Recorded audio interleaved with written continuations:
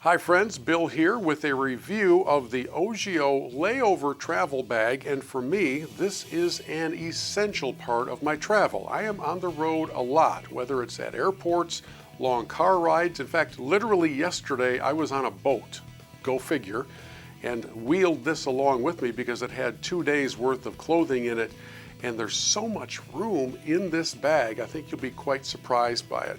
A couple of the specs, a couple of the features. It features internal compression straps that help tie down loose clothing inside so that if the bag gets turned on its side, everything doesn't come out of place.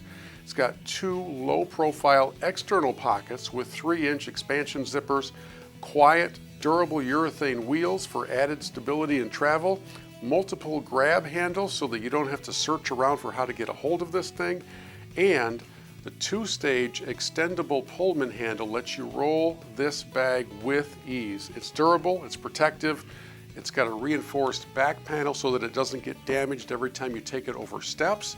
And I think the best way for me to summarize the layover is there's more to this than meets the eye, and it makes it a fantastic value for anybody who travels.